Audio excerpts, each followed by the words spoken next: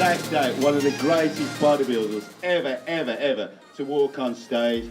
He's got one of the most beautiful physiques. He really has. And I think one day he will be. I think one day you will believe it, son, because you have got one of the greatest physiques what's ever been on stage. But just from the start, yeah, I've got to say, I've never known you talk so much at the start.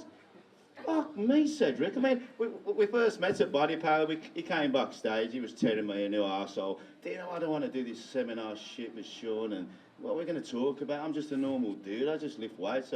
I build muscles and, you know, you didn't want to go out there. But we got up there. We had a standing ovation. The kids were there, tears in their eyes. It was absolutely fantastic. You may have seen the poster put on it yesterday backstage. It was awesome. But it was hard to get. It was like trying to get blood out of a stone. He wouldn't say boo to a goose. But fuck me, I've seen him rattling there for half an hour. I was going like this behind your back trying to shut you up. So man, you're in one happy place. But where did it all start? Why bodybuilding? Why not basketball or something else? Why bodybuilding, son? Well, first of all, I talked to try to steal your thunder so you wouldn't have nothing that you could talk about. I got plenty of shit to say, mate. You want to see the crap on here? Do you want to turn Cedric up because I'm louder than him? Testing. Okay, I think we got it now. Y'all can hear me, right? Okay, so. 1, 2. 1, 2, okay. There we go. So basically, I almost think bodybuilding was just my destiny. My godmom, she sent me some pictures a few years ago. I was 5 years old, flexing, like, I don't even know what you would call this pose, but it was supposed to be a muscular pose. And I had never even seen, that I could remember at 5 years old, I had never even seen bodybuilding images or nothing before, but I was flexing, you know, and she said, and she sent me this message with the picture. She said, you always wanted to be a muscle man, you know, and I can remember, you know, at a young age, anytime I seen somebody that even may have had a little bit of muscles, not even like a trainer, but somebody that seemed like they had just some inherent muscle, I just would run up to them and grab their arms, and I want to look at them and admire them. You know, I've always been that way. Did you train in the bedroom like all of us with the Weeder principle stuck on the wall? Well, what happened? No, not that. But I can remember as early as 8 years old, I had like a push-up program that I created for myself. And this is going to sound funny, but you know what? Maybe one of my mama's boyfriends or something at the time was in jail and got out of jail and taught me this. I don't know where I learned this from, but I had a deck of cards, and so the deck was here. I would turn one over. If the number was less than 5, I had to double it, and that would be how many reps I do. If it was more than 5, I would do those reps, and if it was an ace, I would have to do 20 reps. And if it was, you know, like a face card, I had to do 20 reps, you know, 15, you know, like that. And so my challenge for myself was I got to go through the whole deck. Yeah. And that's something that I would do like every day. I'm watching cartoons and I'm doing my push-ups, you know, and who knows why? I don't even know, but here I am, you know, with a push-up program, 8 years old. Yeah. I mean, I was speaking to Phil at one of the expos, and I'll put this question to you as well. Do you think we'll ever see the real Cedric? Because, you know, you're doing this today, you've got the Toronto Pro coming up. You know, are you guys ever going to lock yourself in like Yates for 12 months, and then we'll see the real Cedric? He hasn't done no expos, he hasn't done no promos, he's done nothing. You know, are we ever going to see the real Cedric who's going to lock himself down and fucking... Well, to ask that question, you need to ask yourself another question, and that would be, what is the real Cedric, and do you even know what the real Cedric is? Because I'm being the real Cedric now. I'm just not being the Cedric that you want me to be. You know, so just frustrated. It might be frustrating to you, but it ain't frustrating to my family and the people that depend on me, because I'm there for them, number one. Of course. You know, I'm taking care of my responsibilities, number one. And, you know, it would be great if, you know, I could live up to your expectations or other people's imagination of what I should be one day. But in the meantime, I got shit to do too. And would I ever be one of these guys that leave my family to go here and train somewhere for a year? No, absolutely not, you know. Well, I mean, that's so refreshing. I mean, I was speaking to Brandon not so long back. I DM'd him, and he was over in Kuwait and this that, and the other. I said, dude, you better send the missus some flowers and chocolates. And he's like, shit, brother, So, like I'm saying to you, how do you find that balance between family and doing this stuff, Okay, well, if you say how do you find the balance, Yeah. the balance comes from knowing that there is no other way. It is not possible for you to deny your responsibilities. This thing that you want to do is pretty much a hobby. There's some parts of life that you have to do because it's a responsibility. Going to the gym and lifting weights is not a responsibility. This is something that you do for yourself. Yeah. Now, in my position, it's become part of my career, so it's a bit of a responsibility. It's a job now. So part of that job then is finding that balance between life and work. Now, let's just say this: we can name some beautiful bodybuilders, throughout the history of bodybuilding, and then we can ask, were they Mr. Olympia? And then you can ask the question, well, did they focus 100%? Were they 100% focused on reaching this goal? Probably so. But did they reach it? Probably not. So here's the thing. I can't see it being a possibility for me to deny the most important parts of my life for something that ain't even a guarantee. Yeah. You know what I'm saying? Because hell, you could come out, with it being so subjective and look what you and everybody else could consider the best and still not win, because of the consequences. So then what happens is you've denied, all of these responsibilities. Maybe you didn't even create a family for yourself, or you have these kids, or and now bodybuilding is over. Okay, so here's your options. Bodybuilding is over now. Now you this old dude trying to hang around the sport, maybe compete again, making a damn fool out of yourself, chasing after these little fitness girls, right? Trying to keep yourself relevant. You on social media talking shit about people or giving critiques. You turn yourself into a guru because you're trying to keep yourself relevant. Why? Because you ain't got nothing else to go do. You don't want to go work at the hardware store because you never had to damn work before. You've been lifting weights your whole life. So what kind of life do you really have? You know what I'm saying? And now, if you did have a family and you denied those responsibilities because you were so focused on trying to reach this goal, now you got 20-year-old kids that you don't even have a real relationship with, that you're trying to establish a relationship with, and they're like, fuck, Dad, where were you? What about this birthday that you missed? What about when I, broke my arm and you wasn't around and all this shit, Like I even heard Arnold talking about, oh, my dad died and I didn't go to the funeral because I had man. Bullshit. I'm just saying, there's a lot of things in life that are way more important than something like this that takes more from you than it would ever give you. And so for that reason, why would you fuck up your whole life for it? Absolutely. That's just the way I look at it. So, I mean, me and Dorian have spoke about this many a time. He locked himself in the house for 11 years. Went out for a wedding, went out for a funeral, and that was about it. Do you know what I mean? And now he's making up for it. But, he has found that balance hard, but yourself running a home and doing what you're doing, it's hard. I've missed the odd thing with running a gym with my son, and it kills you. But I always made sure from 3:30 when the kids finished school till 6:30 till they went to bed at that age, I was always at home. And I've reaped the rewards. So, are you a real hands-on dad? Did you pick them up from school? Are you there at the parents' evening and all the rest of the shit? Yeah, and look, I'm not there because I feel obligated. I'm there because I want to be there. Yeah, you love it. For me, shit, where was my daddy? He was out making more me's.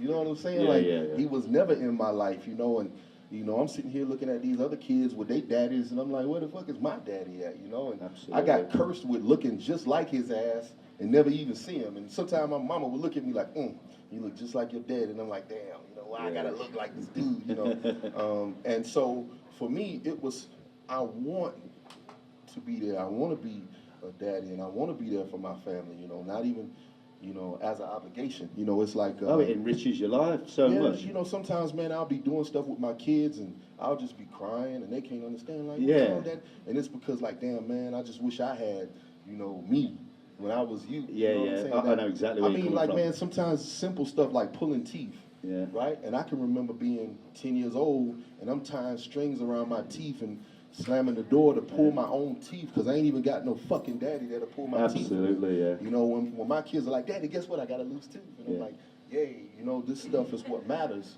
you know. But you broke the mold, you see. You've broke the mold. Yeah, You know, you're so, you know, and being a good dad and a good parent, it's hard work. Yeah. It's hard work. I'll be honest with you, man. The only thing I wish is these people that think they know what the definition of dedication is. I wish those people could rediscover what dedication is, because I'll tell you, when you got to go to work and you tired as hell, like, you know, when you got to, like I said, budget your money to buy your supplements, to do what you can, that takes way more dedication than when everything is handed to you. It takes way more dedication to get to the gym after you get off work than when your work is to just go to the gym. You wake up and eat and you fucking play the PlayStation or you on Instagram or whatever, and then you just make your way to the gym. You know, that don't, dedicated. You're not fucking dedicated. Everything is given to you. Absolutely. You know what I'm saying? That, you know, I might get in trouble. Should I say this? Say it. Go on, get off your chest, brother. Okay, so I try not to say no names. There was a legend that I really looked up to my whole life, and the discussion was about me, okay?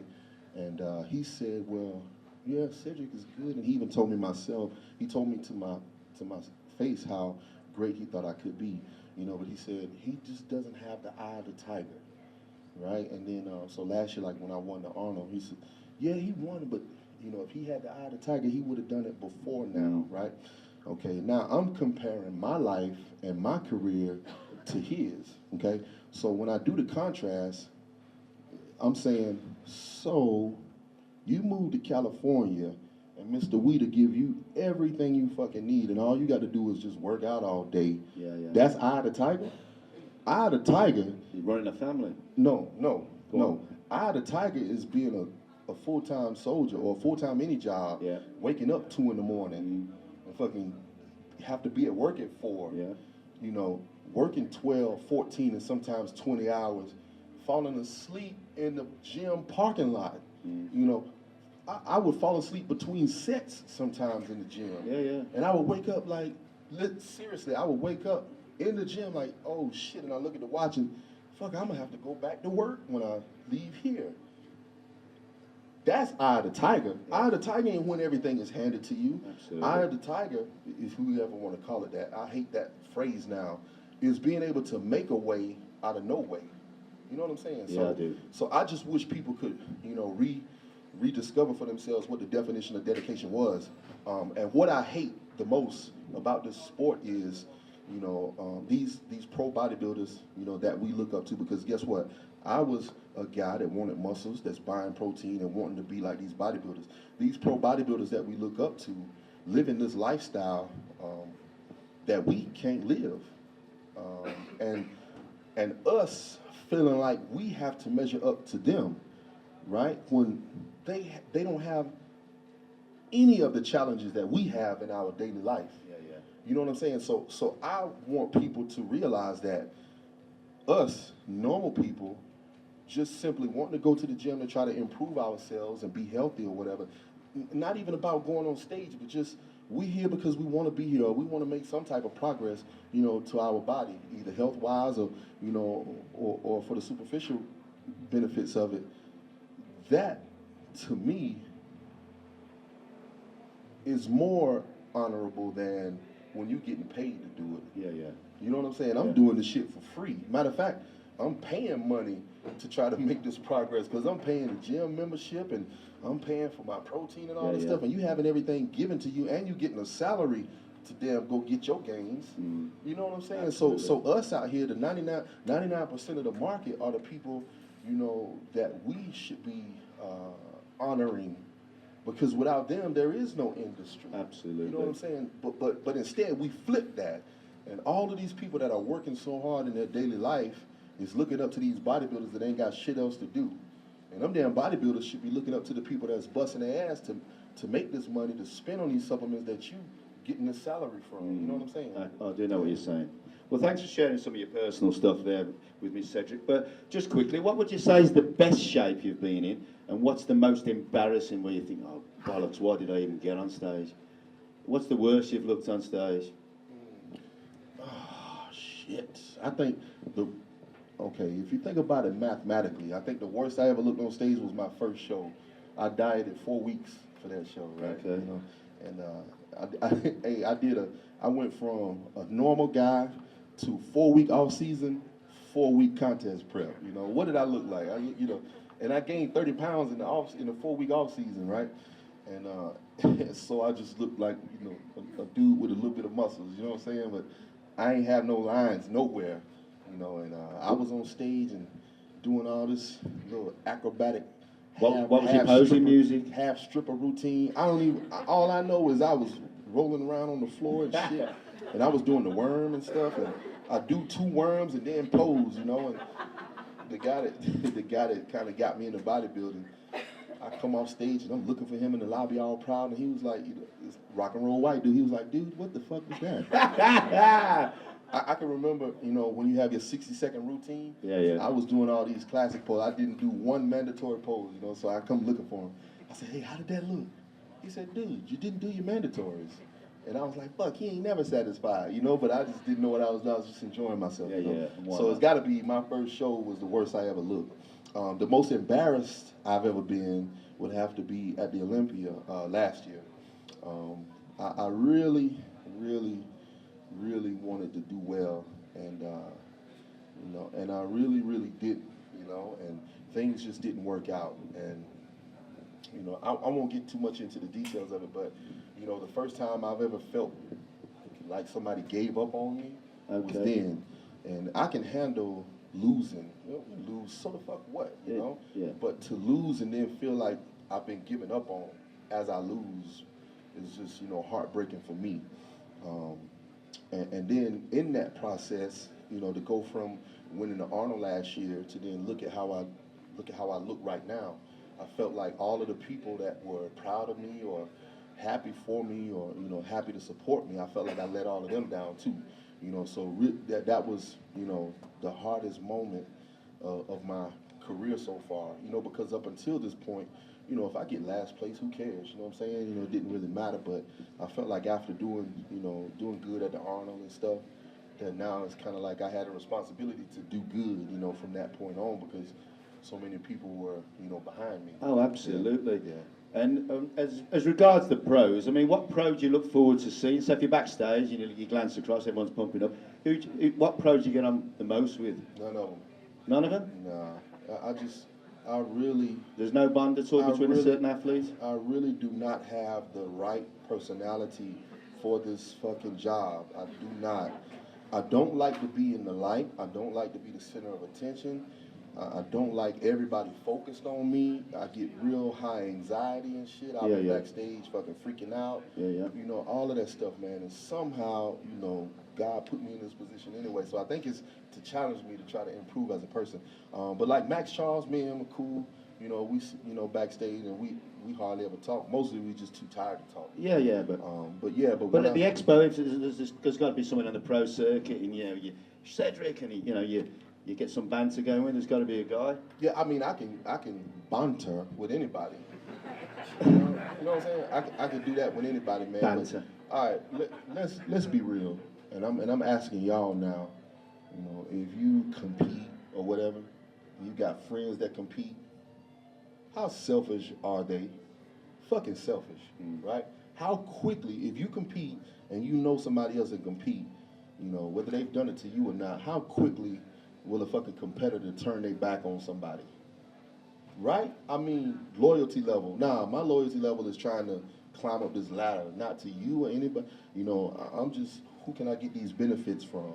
And that's what I've noticed, right? So for that reason, I don't even really, I try not to make any real close connections with people from this sport because, if you beat them, fuck, now they might be mad at you. You know what I'm saying? That kind of stuff. So I try to connect with real people, outside of the sport. I don't think I could ever have a girlfriend that's in this sport, No, you know. no. 'Cause fitness girls are fucking crazy. Real talk, dog. Real talk. The motherfuckers is crazy, bro. But yeah, but Max Charles, me and him are cool. And what about, is there any guys on the circuit you think, oh shit, it's him again, gets on my tits? There's got to be somebody who just rubs you up the wrong way every time. Yep. And let me say this: Lionel Bayeki to me has the best body in the IFBB. I love his body, right? Me too. He catches the same flack I catch. Peter Molnar, I don't know if he's made IFBB Yeah, pro Germany yet. guy, yeah. He's from Hungary. Hungary guy, I'm yeah. not sure if he's Yeah. turned pro in the IFBB yet, but has the best body in bodybuilding right now. Jason Huff, me and him are real cool. Jason, yeah. Yeah, Sean, me and him talk sometime backstage. Rolling, I can talk, with anybody, but there is a motherfucker who, like, I'm too old to be fighting, right? Like, that's old shit, but like, I really would fight this guy. Like, I had dreams about fighting this dude, man. And it's like, I want to whoop your ass just for everybody else. You know what I'm saying? Yeah, like, yeah. hey, like when you were young and your mom spanked you and she talked to you while she spanked you, like, don't you ever do this shit no more. I want to whoop his ass and scold him at the same time. So, but I gotta try to be civilized, man. So. Okay. I actually have money set aside for if I fuck him up. You can sign yourself out of jail, right? Assault and battery charge. So I always say, hey, look, if some shit happen, I'm gonna call you, send this money so I can sign myself out of jail. Like, I got that shit ready, Next question. When's the last time you cried? I mean, proper cried. It depends on what you call proper. Well, I'll tell you what proper cried. I split up with my missus about 6 months, and I cried for about a month, but I've got over it now. But proper cried. I think the last time I cried hard was I guest posed in Kuwait, Saudi Arabia. I guest posed in Saudi Arabia in 2017. Yeah, it was 2017. Me and Kai Green both had to pose, and I don't know. It's just something about the moment and the crowd. First of all, it was all dudes in the crowd. In Saudi Arabia, so that's weird. You know what I'm saying? Because it's all dudes, whistling at you and shit. But the energy there, and everybody, like, man, people were calling me Mr. Olympia, and they were saying my name and stuff, and it just, I just felt so overwhelmed. Like, why the fuck do y'all like me so much? And I don't deserve this. I'm not worthy of that. And so it all just hit me, and then it was like, you just killed that routine. That's kind of how I felt, right? So just standing there and feeling all of these people screaming at me and happy because of me and cheering for me was just so heavy. I just was like, I think I was supposed to bow or something, and I came back up, and man, that shit was just, like, they had to walk me off. Like, I was fucked up. I was crying. That's good, man. That's good. There's nothing wrong with that. I was speaking to Peter McGuff a few nights ago, at my good friend, and he said, Dino, as far as I'm concerned, he could be one of the greatest bodybuilders that has ever been. And that's from Peter McGuff. And I don't know if you guys know Peter McGuff. You should if you're into bodybuilding and fitness. He's been the editor-in-chief of every magazine, and he knows everything from everything. So, how do you respond to that from Peter? Okay. I think he was the first person in media to get me, to understand me. Okay, so when I started bodybuilding, I started thinking back to when I fell in love with bodybuilding, looking at Arnold Schwarzenegger and watching Lee Haney on TV and all of that stuff, and wanting to look like that, right? And wanting to be like those guys. And I had, the magazines from back then and stuff. And so when I started competing, of course, over these years, the sport changed, but what I wanted to look like didn't change. It was the same. I still wanted to look like those guys. And I had always been trying to develop my body in a way to look like that, to have those similar proportions, I never wanted to have huge legs because you're supposed to have medium-sized legs. You're supposed to have a wide back wide shoulders and get your arms as big as you can to create this silhouette shape similar to a Y. That for me, that was an ideal shape, for a male body. So that's how I wanted to make myself look. And I just wanted to look like those guys back then. That was the standard for me. And but as the sport changes, they wanted more muscularity. They wanted more extreme condition, stuff like that. But that was never anything I wanted. So what I wanted to do, what I set out to do was try to represent, a style of bodybuilding that I fell in love with. Yeah, yeah. But what immediately jumped on me was the demand to be what is hot right now. Like, okay, you can be that, but try to get that too. And I try to say, well, when I get that too, then I'm not going to be this no more. Do you not understand? Okay, if he's just a little bigger, okay, well, if I'm a little bigger, it's not going to look the same. Or, well, if he has that, then, oh, yeah, but if I have that, it's not going to be this, So I've been trying to play between a fine line of having just enough of today to be successful, but still, being reminiscent of what was, right? And even all the way down to the posing, there were times where I would do my quarter turns the old-fashioned style, relaxed, fully relaxed. And then people said, no, you can't do that.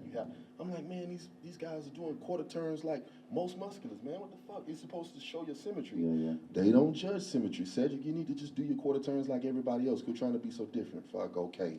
So I started doing that. But I was just wanting to make everybody remember what was beautiful about bodybuilding, because as you can see, the sport gets more extreme, and the only people that are at bodybuilding shows now are other bodybuilders. The only people at fitness shows now are other fitness people. But back in the day, normal people would go to a show because it's a nice, entertaining event to go to. And I wanted that again. I wanted to have, that mainstream appeal. So anyway, I was trying to represent that, to at least give people a choice, like, yeah, guess what? You don't have to look like that now. Exactly. You can look like this too, but everybody, of course, they still criticize me like, well, you ain't this yet. This is what you need to look like now, And finally, even, Peter would say, can he ever do this? Can he ever look like this or that? And finally he said, you know what? Fuck, maybe what he's doing is the way it should be, And I remember he wrote a story about it. While we're sitting here with these expectations of what the standard is now, maybe we all should just take a step back a second and say, hey, well, fuck, maybe this is better. Maybe this is more healthy. Maybe this is more appealing. You know what I'm saying? And so what I would love to be able to do is, to just hold my position and represent that long enough for, like I always say, if I could get 10 young guys that's coming up to say, I want to look like that. And then there's 10 of us on stage now, 5 of us in this call out, then we got a better chance. One of us got a better chance of winning, and then the sport has changed. Yeah, yeah. But as long as it's just me, it's real easy to say, get your ass out of the way, we got this, you know what I'm saying? Or at least be around long enough to influence those 10 guys to where when I'm sitting down somewhere, they're competing and they're actually winning from all the ass kickings I took, that would be a win for me. So with Peter, I just I appreciate him, finally say, you know what, instead of us expecting him to look like this, let's appreciate what he's trying to do. Exactly. You know what I'm saying? Because listen, man, you don't diet hard enough. How the fuck do you know how hard I diet, man? You don't take it serious enough. How do you know that? You know what I'm saying? He don't work hard enough. I think all it is, Cedric, it's not. I think it's just because of your body language. It's nothing more, nothing less than that. You're smiling now. Yeah. You don't have to. I mean, I don't know if any of you guys have ever walked to Branch Warren's booth on the expo. Oh man, it's a fucking nightmare. You don't need to walk around like this, It doesn't. You don't have to be like that. And because Cedric was one of the first ones, as far as I'm concerned, to look happy and a bit like Callum and all the rest of it. That doesn't mean to say you're taking it less serious because you're happy. You're a more well-rounded man, do you know how hard it is to pose and you about to pass out and you smile too? Yeah. Shit. Yeah. That's hard. Like, it is. I would much rather say hi because then I can breathe. But I'm like, but because you're like doing this with Branch and fucking all that, you know what I mean? Exactly. Yeah. But the thing is, okay, so here we go. What does it take nowadays? It takes extremes. Honestly, it takes extremes, and you have to either be dedicated enough or not give a fuck enough to be willing to be extreme as you possibly can. Because in order to beat 300 pounds, it takes extremes, okay? Now, when you take this 300 pounds and take every ounce of body fat off of it, it takes extremes to do that too, okay? Now, are you willing to do those extremes and accept the consequences that come with them or not? It ain't necessarily who's working hard enough, because guess what? It's guys that don't even get on stage that work harder than who you feel like this hardest working bodybuilder is. So that don't mean shit, you know what I'm saying? We all out here working hard. You think anybody is gonna go through putting these little ass bikini pose and trunks on and get on stage and let themselves be criticized and not work hard for that moment? I mean, that's stupid, but this is what they say, you know. Oh, well, he's almost there. He's missing just a little bit. If he would only work a little bit harder. Shut up. You know what I'm saying? Yeah, so. Okay, and if you didn't win the O, would you have any regrets? Or are you happy with your lot? I've already accepted the fact that I probably will never win, and my reasons are Sean Ray, Flex Wheeler, and Kevin Levrone. You know, I can look at them and say there is no guarantee just by having a pretty body, you know? Yeah, I mean, I don't know if this is on live, but Dorian shouldn't have won the last two anyway. I've got to take this off the mic, otherwise he'll give me a bollocking. Yeah. But you know, now there's still time and still room for you, Cedric. Yeah. All right, so here we go. So then that brings this point. Who really cares?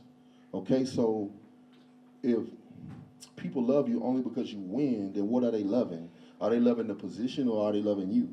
Okay, because what about for you? Well, okay, that's the thing. Because if they love you, then they love you no matter what position you're in. So you don't need the position for the love. You don't need the position for the appreciation of what you do and what you represent.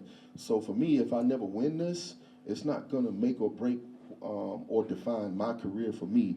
I tell you what, if I win the Olympia, what does that mean to me? That means a few $100,000 that I can use to build this facility for my youth program. It means I have about 10 minutes to stand on stage and say what the fuck I want to say, you know, and I would, you know, like to have, because when you lose, don't nobody care what you got to say, you know what I'm saying? But when you win, everybody listens, you know, unless you're talking about, oh, you know, Columbine, and I want to thank all, you know, all this bullshit. You know, but, you know, that would be my opportunity to say some real shit, because people need to hear that sometimes. But if I didn't win, you know, I would still, you know, be able to sit down one day and say, man, I think I, you know, was able to impact the sport in some kind of way. Because look, there'll be champions that come and go, and we don't even think about them no more. You know, there'll be champions that come and go, and, you know, nobody cares about them. There's people that's fucking champions right now, and nobody like them. You know what I'm saying? So, you know, what's really important, you know? So for me, what's really important is to be appreciated by the people, you know, that you display in your craft to, you know. Well, okay. Well, I'm going to open the floor for you guys and girls out there now, because it's really your questions you want to get off your chest. And don't be shy, because the Brits, we talk over the garden fence. We don't fucking say a lot to Cedric. You know, it's going to take a couple of questions for somebody at the back to ask a question. So I've got a couple more I'm going to finish with at the end. But can we take a few questions off you guys and girls for the wonderful Cedric here? Yes, young man. Shout it out. So you're talking about the classic physique that you like. What do you think of the classic physique coming in today? Do you think that's going to outshine what you were trying to do in the open class? Or do you think that's going to... I love it. And I'm hating on it. Because, like, man, it's poses that I want to do, but I'm too bulky to look good in those positions now. And they can fucking just twist all around and do all... You know, so I love it, but I'm like, man, y'all little motherfuckers. You know what I'm saying? So I really do like it. I think the shorts is getting weird. Like I think we got to find another way to make those shorts to where, all right, we get the point. But, you know, because some of them are shiny, you know, it just look a little bit weird. But I love the bodies. I always told myself, before I retire, I'm gonna drop down and do men's physique, and I'm gonna do classic bodybuilding. I wanna see how it looks, you know, with the development that I have in certain areas. If I drop 50 pounds, what it would look like if I could still keep like shoulders and lats, and then, you know, waist is real little. I want to see how that look, you know, and, you know, all puffy ass head and all this stuff, you know, I want all of that down. So I love it. And I can remember when I turned pro, there was no men's physique, you know, and then everybody was this guy Cedric and his waist. Nobody talked about waist before I turned pro. And then you see somebody with a small waist, and now it matters now, you know. So when I seen that, I think this classic bodybuilding and this men's physique is a way to pacify the need that the people have now for that look. I think we're trying to pacify. But what I hope for is I hope that this look goes into the open side. Not to say that there shouldn't be different body types. I think all body types should be, you know, in the open. However, I think we should get to where the way bodybuilding was originally judged is who looks the best overall. Yeah. You know, you're going to have some guys with strong points. Some guys, muscularity is going to be their strength. Some guys, definition is going to be their strength. Some guys, shape is going to be their strength. But who looks the best overall is what I would like for it to get back to. And for us to be able to appreciate, because look, some people may be even sitting in this room that may feel like they don't have my body type genetically. They may feel that they have the body type more of like, you know, some other bodybuilder. And then guess what you're supposed to do then? You're supposed to be inspired by that thing. You know, but what we do is, you know, I got more of this type of physique instead of that, so I hate on that. You know, I don't like that. I like this. Oh, that motherfucker's there. He's all genetics or this or that. So not only do I love what I love, but I hate what I don't love too. Instead of just appreciating what I love and, okay, let that be there. You know what I'm saying? Yeah. That was a great question. We've got another question for Cedric, please. Come on, you Brits, put your hand up. There's got to be someone. You mentioned earlier about distended stomachs and your theory about overeating. This might be a big part of that. So a devil's advocate, in the 80s, people like Bill Fox ate a lot of food. 80s and 90s, these guys were still eating a lot of food, but they weren't showing the kind of stomach distension that you see in modern bodybuilding today. Can you expand on your thoughts? Yes, okay, because I got a challenge for that. Yeah. So let's compare, you know, just compare height alone. Berto Fox and then somebody the same height nowadays. This person nowadays is going to be more massive. And I just believe that, like I said, man, you can't make giant quads without everything else being big too, you know? It all comes together. So at some point, you know, what are those trophies? Neil Anderson trophies? Those bodybuilding trophies? Nobody can look like that, man. You know, as the body grows, the system has to grow along with it to be able to support it. Your core has to be bigger and more robust to be able to handle this body and this weight that you push and all of that stuff. Your digestive system has to be bigger and stronger to support all this food that you eat, you know? That's just my theory. So can somebody be, you know, 300 pounds and have this much mass and then have no waist? I think it's not possible, you know, because it comes along with it. Well, I spent a lot of time with Bertel in the mid-80s. I used to work at a gym called Muscle Machine, and he did eat a lot of food, but, you know, you don't. Bertel was big in our time, but you don't realise how big. Just sitting next to Cedric now with his quads there, you know, Bertel didn't have those quads and this and that, so he didn't have to eat so much, you know. And so, any more questions, please, for this young man here? Man, the guy at the back there. Right. So you're talking about your displeasure for the way that the bodybuilding mass monsters are going now, because your physique, it is the classic bodybuilder, isn't it?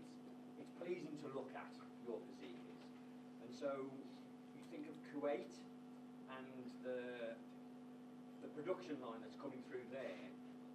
Can you see yourself just saying, "Oh, I've had enough of this," and just walk away? Okay, so first of all, let me say this. I don't have a displeasure for mass monsters. I think there's a place for every body style because there's every body type, you know, in this room right now. So there needs to be somebody to represent everybody. You know what I'm saying? But what I don't want or what I don't like is when, oh, this body type is what's winning right now. You got to look like that to win right now. I think at any show, on any day, the best body overall should win. You know what I'm saying? I don't want the industry to be full of one way of looking and everybody feel like they have to look this way or don't even try. You know what I'm saying? I want there to be a place for everybody, you know, so, and you know, who knows, what do you do, separate it by show? Oh, this show is a show that the shape guys go to. Nah, you know, we are, it's kind of like MMA. You know, what made MMA so good is because you had so many different disciplines, you know, fighting together. I think that was great. I think, you know, it's the same for bodybuilding. Nobody needs to be excluded. You know, just what I don't want is I don't want these guys coming up to feel like they have to be this way or not at all. I want them to be able to have a choice of what they want to be and how they want to look. And I'm just representing a choice, another style, another option. But do you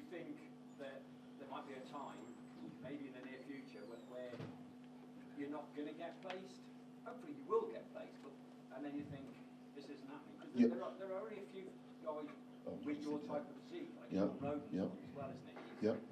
It's pleasing to look at, whereas the other guys, you turn the lights out, you've got a silhouette, it's the same person over and over again. Yeah, okay, so, yes, I do, believe that there's a time where I just might not get placed. And like anybody that's a little bit close to me, when it's time to go to the show, you ready? And I say, I'm already lubed up, because you're gonna get fucked, so just, you lube up in advance, you know what I'm saying? I'm already lubed up, right? So I'm prepared to get beat.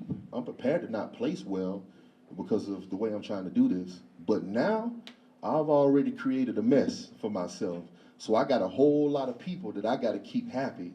And if I walk away, what the fuck they gonna do? You know what I'm saying? So I gotta stay here for them. I gotta represent for them. I created this choice, so now I have to stay here and represent this choice. Plus, I like doing it. So the loss is not gonna make me not like it no more. If that's the case, then I'm a bitch. You know what I'm saying? And I'm a man, so I can handle a loss and keep doing what I love. So there will never be a time where I just walk away because you know what, I'm not gonna win, screw it. That's being a big baby, you know what I'm saying? And I'm in here for the long run. The only thing that will make me walk away is if I see my body going downhill. I don't look good anymore. I got that old man look with the wrinkly knees and shit, elbows popping out, from the So side. there's going to be no Kevin Lerone for you. Why you gotta say names, man?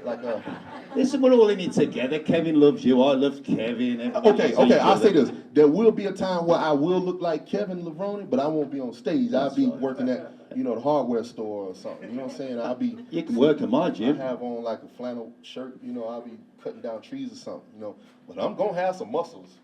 But I won't be getting naked with that shit, Really? Okay. We've got time for one more question, and you can have some Scitec giveaways. Cedric's going to be signing photographs. You can have photographs taken with him and a whole load more. We've got one more question. Who's it going to be? Come on, make it a good one. Yes, young lady. Go on. Go on, sweetheart. Let's do all four. He's on a roll. Go on. Okay, so what are you going to do after? What's your plan? You said youth program. Yeah, well, I do have this youth program.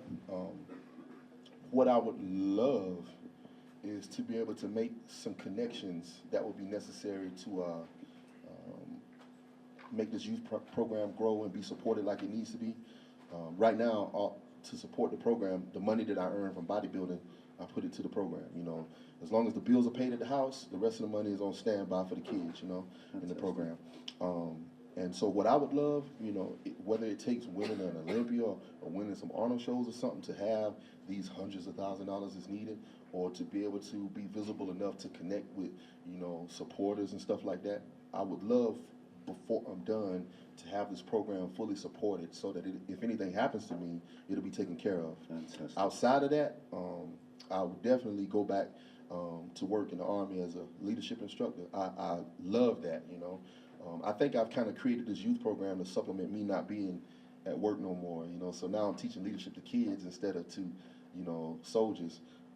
So I would definitely try to go back to work. I keep my position, there. So I don't even get paid from it. I just have to show up, a couple of times a year. But I said, man, why you a fucking superstar? Why the hell you still trying to be? I said, man, because, this shit ain't going to last forever. I want to be able to come back to work one day. I've always said, Cedric, being a gym owner, I'm never going to be the richest man in my pockets, but in here, man, I've got a big overdraft. Yeah. And look, I don't